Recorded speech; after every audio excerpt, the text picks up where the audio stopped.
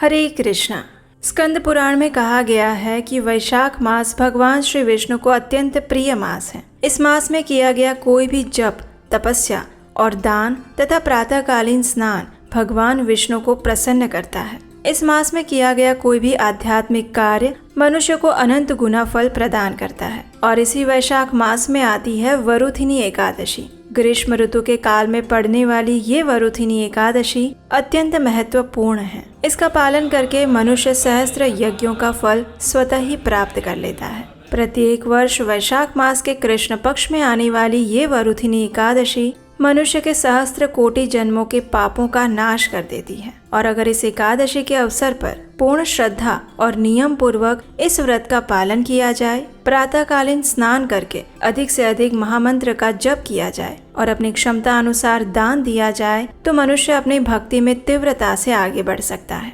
तो चलिए इसी परम पवित्र वरुथिनी एकादशी के उपलक्ष्य में हम एक सुंदर पौराणिक कथा का श्रवण करते हैं। इस कथा को सुनने से आपकी आने वाली वरुथिनी एकादशी के अवसर पर अपने मन और चेतना को स्थिर करके पूर्ण समर्पण भाव से एकादशी करने में आपको सहायता मिलेगी। तो आइए आज की कथा आरंभ करते हैं। गर्ग संहिता में एक सुंदर संवाद आता है जिसमें एक दिन वृंदावन में सभी गोपियां श्रीमती राधा रानी से पूछती है, वृषभानुसुते दिव्ये हे राधे कंजलोचने श्री कृष्णस्य प्रसादार्थ वद किंचित् व्रतं शुभं तव वश्यो नन्दसूनोर् देवैरपि सुदुर्गमः त्वं जगन्मोहिनी राधे सर्वशास्त्रार्थपारगः। अर्थात हे दिव्य स्वरूपे कमल लोचने वृषभानु नंदिनी, हे श्री राधे जो देवताओं के लिए भी अत्यंत दुर्लभ है, वे श्री नंद नंदन तुम्हारे वश में रहते हैं। हे राधे तुम विश्व मोहिनी हो और संपूर्ण शास्त्रों के अर्थ ज्ञान में पारंगत भी हो, इसलिए आप हमें श्री कृष्ण की प्रसन्नता के लिए कोई शुभ व्रत बताएं। इसके उत्तर में श्रीमती राधा रानी गोपियों से कहती है, श्री कृष्णस्य प्रसादार्थ कुरुते एकादशी व्रतम तेन वश्यो हरिः साक्षात् विश्यति न संशयः। इसका अर्थ है श्री कृष्ण की प्रसन्नता के लिए आप सभी एकादशी व्रत का अनुष्ठान करिए, उससे साक्षात श्री कृष्ण तुम्हारे वश में हो जाएंगे, इसमें कोई संशय नहीं है। अब देखिए, भगवान की भक्ति सर्वोपरि धन है और ये धन भगवान के पास स्वयं भी नहीं है, तो फिर किसके पास है? उनके भक्तों के पास। और इसीलिए भगवान की शुद्ध भक्ति भी सिर्फ भगवान के भक्त ही हमें प्रदान कर सकते हैं। इसीलिए एकादशी जैसे पवित्र दिनों में भगवान के गुणगान तो सुनने ही चाहिए, लेकिन उसके साथ साथ उनके भक्तों की महिमा का श्रवण भी अवश्य करना चाहिए। और यही कारण है कि इस्कॉन में अधिकतर एकादशी के दिन श्रील प्रभुपाद जी के जीवन चरित्र को पढ़ा जाता है। तो आइए इस एकादशी के उपलक्ष्य में हम एक ऐसी ही सुंदर भक्त गाथा का श्रवण करते हैं। ये कथा है संत नामदेव की, लेकिन कथा सुनने से पहले चलिए हम आपको उनसे मिलवाते हैं।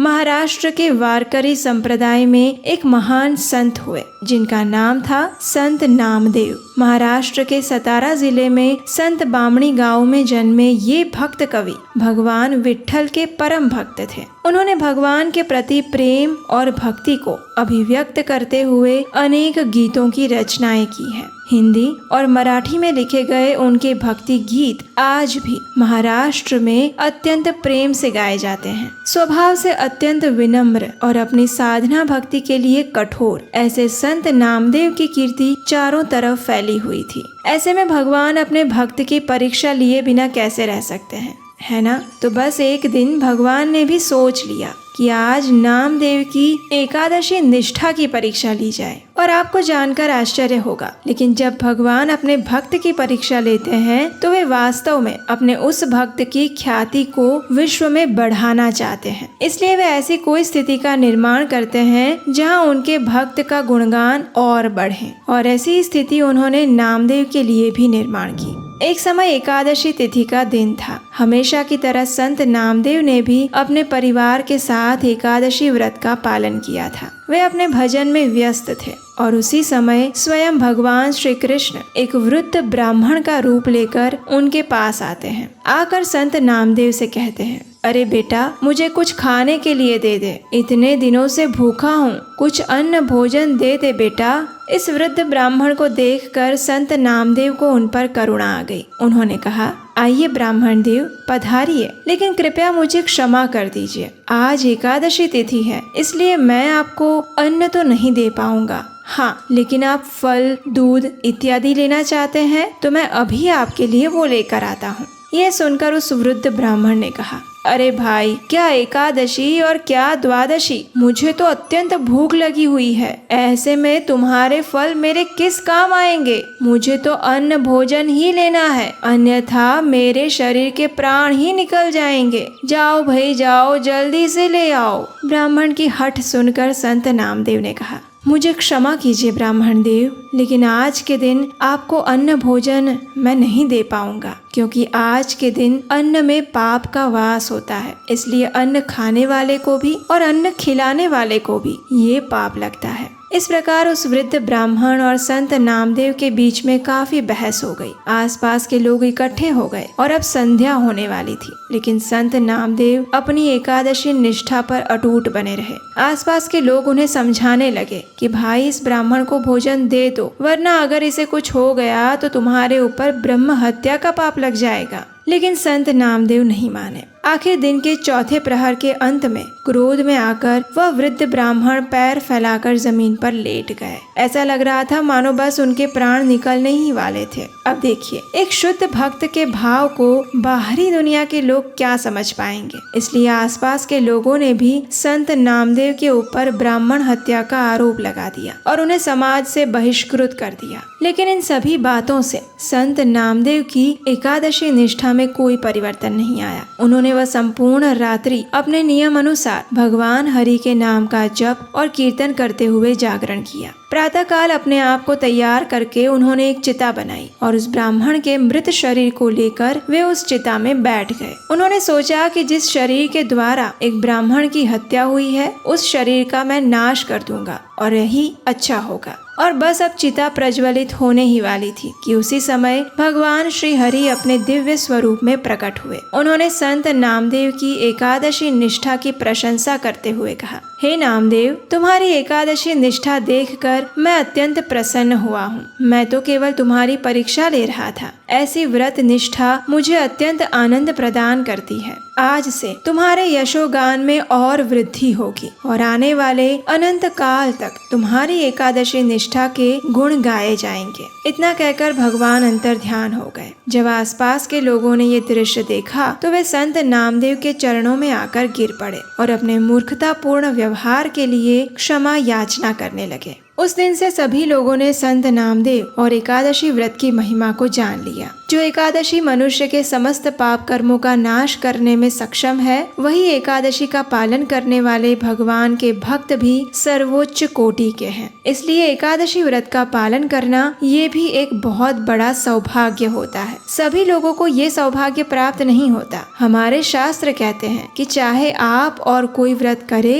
या ना करे, लेकिन प्रत्येक मनुष्य को एकादशी व्रत तो अवश्य ही करना चाहिए, क्योंकि इसके पालन से अन्य सभी व्रतों का पालन करने का पुण्य फल अपने आप मिल जाता है। गर्ग संहिता माधुर्य खंड अध्याय 8 श्लोक संख्या 41 और 42 में नारद मुनि राजा बहुलाश्व के संवाद में कहते हैं, दश वै मातृके पक्षे तथा वै दश पैतृके प्रियाया दश पक्षे तु पुरुषानुदरे नरः। अर्थात जो मनुष्य शुद्ध भक्ति भाव से एकादशी व्रत का पालन करता है, वह अपने मातृकुल की 10, पितृकुल की 10 और पत्नी के कुल की 10 पीढ़ियों का उद्धार कर देता है। और हाँ, अगर आप हमारे इस वैदिक ज्ञान के प्रचार कार्य की सराहना करते हैं और इस कार्य में अपना योगदान देना चाहते हैं, तो स्क्रीन पर नंबर दिया गया है, वहाँ आप हमें आर्थिक रूप से अपनी सहायता भेजकर भी हमारा उत्साह बढ़ा सकते हैं। तो इतनी पवित्र और मंगलमय है एकादशी तिथि। हम आशा करते हैं कि आप भी इस एकादशी का पालन करने के लिए तैयार होंगे। अगर नहीं है तो हो जाइए, क्योंकि ये मनुष्य का शरीर जो आपको मिला है ना, वो आपके कुछ पूर्व अच्छे कर्मों के कारण मिला है। इसलिए इस मनुष्य देह का सदुपयोग कर लीजिए। व्यर्थ की बातें, चर्चा, टीवी, मोबाइल या पार्टीज में इन सबको बर्बाद मत करिए। आपको पता भी नहीं चलेगा कि कब बालों में सफेदी आ गई और कब इस शरीर को छोड़ने का समय आ गया। और मृत्यु की तैयारी तो अभी हुई ही नहीं। अंत में पश्चाताप के सिवा कुछ नहीं बचेगा। इसलिए अभी समय है, संभल जाइए और अपनी पारिवारिक जिम्मेदारियों के साथ साथ आपके आत्मा के प्रति अपना कर्तव्य भी निभाइए, क्योंकि आपका परिवार स्मशान तक साथ देगा, लेकिन आपके कर्म आपके साथ हमेशा रहेंगे। और याद रहें, श्रील प्रभुपाद हमेशा एक बात याद दिलाते हैं कि आपका वास्तविक स्वरूप ये शरीर नहीं है, बल्कि आत्मा है। तो जरा सोचिए इस विषय में और भौतिक प्रगति के साथ साथ आध्यात्मिक प्रगति के ऊपर भी थोड़ा ध्यान केंद्रित कर लीजिए। तो आज की एकादशी कथा में बस इतना ही। पौराणिक कथा हम कल सुबह सुनेंगे, और उसके लिए अगर अभी तक आपने अपने चैनल को सब्सक्राइब नहीं किया तो अभी कर लीजिए। आपके अपने इस चैनल को अपने मित्रों और परिवारजनों को भी शेयर कर दीजिए और उन्हें भी जाकर बता दीजिए कि एकादशी की प्रमाणभूत और वैदिक कथाओं से आने वाली यथारूप कथाएं सिर्फ उपदेशाष्टकम पर ही मिलेंगी।